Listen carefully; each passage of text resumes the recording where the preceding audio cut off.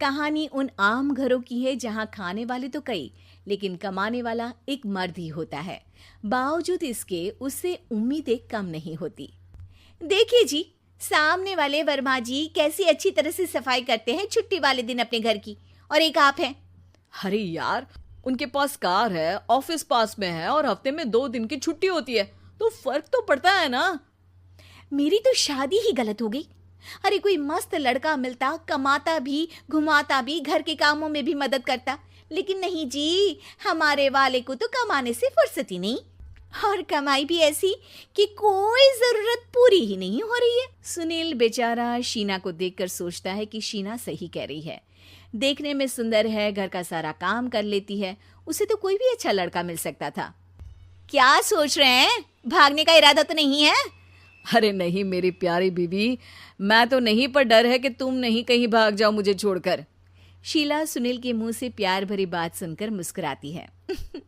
आप भी ना। सुनील एक दिन ऑफिस से घर आता है कि तभी शीना कहती है, सुनिए जी, वो मेरी सहेली आई थी, सारा दिन वो लोग यहीं थे। अब जा रही थी तो मैंने कहा नहीं नहीं, मेरे पति छोड़ आएंगे ना तुम्हें, तो रोक लिया मैंने। सुनील थोड़ी देर कुछ सोचता है, फिर कहता है, ठीक है, मैं कपड़े चेंज करके आता हूँ। अरे तेरे पति को तो लग रहा है कि अच्छा नहीं लगा। अरे नहीं नहीं, ऐसी कोई बात नहीं है, रुको मैं अभी उन्हें घर के कपड़े देकर आती हूँ। शीना अंदर जाती है जहां सुनील पलंग पर लेटा होता है।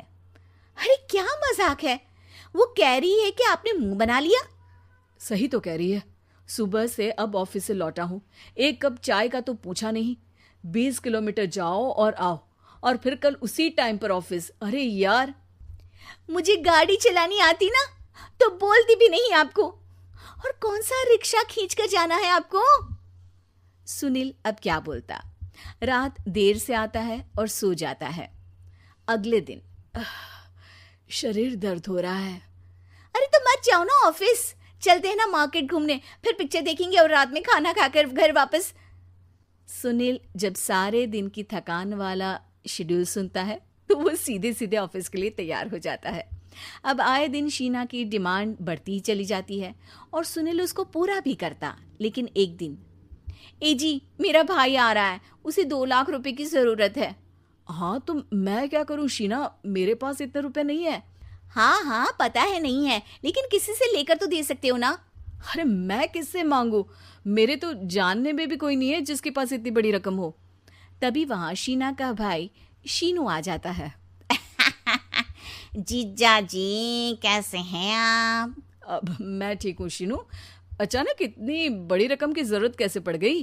अरे जीजा जी, वो बिजनेस शुरू किया ना, तो उसके लिए पैसे की जरूरत है।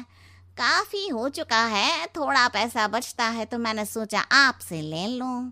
अब देखो, मेरे ऑफिस में कुछ लोग हैं जिनकी सेविंग अच्छी है, मैं उन लोगों से बात करके देखता हूँ। सुनील ऑफिस से किसी से पैसे लेकर शीना को दे देता है। शीना वो पैसा भाई को दे देती है। 2 महीने बाद, अरे यार शीना, वो ऑफिस वाला आदमी अपने पैसे मांग रहा है, कैसे दूं? अपने भाई से बोलो ना पैसे दे दे। अरे हाँ हाँ दे देगा, कहाँ भागा जा रहा है, आप उनको बोल दो कि दे देंगे। थोड़े दिन बाद, शीना, वो आदमी मुझसे आज भी पैसे मांग रहा था यार, मैं तंग आ गया हूँ। ऑफिस जाते ही सामने उसका चेहरा दिखता है, क्या बोलूं, बार बार पैसे मांगता है। अच्छा मैं शीनू को फ़ोन लगाती हूँ, बात करके देखती हूँ। शीना भाई को फ़ोन करती है, लेकिन वो फ़ोन उठाता ही नहीं। लगता है भाई कहीं ऐसी जगह है जहाँ नेटवर्क की समस्या होगी। सुनील अगले दिन दोपहर को ही घर आ जाता है। उसका चेहरा उतरा और परेशान सा होता है। वो रोने लगता है। अरे क्या हुआ जी? आप इतना परेशान क्यों हैं? सब ठीक तो है ना? अरे नहीं शीना, कुछ ठीक नहीं है, मैं ठीक नहीं हूँ। तुम्हारे भाई के लिए मैंने जो पैसे लिए थे, उस आदमी ने आज भरे ऑफिस में सबके सामने मेरी बेइज्जती कर दी। सबके सामने आज मैं कर्जदार बनकर खड़ा था। मैंने हर वो प्रयास किया घर चलाने के लिए जो मैं कर सकता था, लेकिन अब नहीं होगा। वो फिर रोने लगता है। अरे आप तो औरतों की तरह रो रहे हैं, मर्द हैं आप।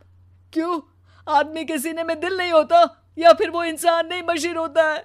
अरे मैं थक चुका हूँ शीना, तुम समझती क्यों नहीं? मैं भी शारीरिक और मानसिक रूप से थकता हूँ, मैं भी आराम करना चाहता हूँ, सुकून चाहता हूँ। मैं अब कुछ नहीं कर सकता। कुछ नहीं। वो बैठ जाता है। शीना पति को हैरान परेशान देखकर चुप हो जाती है। अगले दिन, सुनिए, ये लीजिए 2 लाख रुपये, उस आदमी को दे दीजिए और बोल दीजिए कि आज के बाद किसी को पैसे के लिए बेइज्जत ना करे। सुनील पैसे देखकर राहत की सांस लेता है। अरे शीना, तुमने तो मेरा बहुत बड़ा काम कर दिया। अब मैं शान से ऑफिस जा सकता हूँ। लेकिन ये पैसे आए कहाँ से? ये पैसे मैंने अपने गहनों को गिरवी रख कर लिया है। तुम ठीक रहो, निश्चिंत रहो, मैं बस यही चाहती हूँ। मुझे माफ़ करना, पर अब मैं समझ चुकी हूँ कि मर्द को भी दर्द होता है।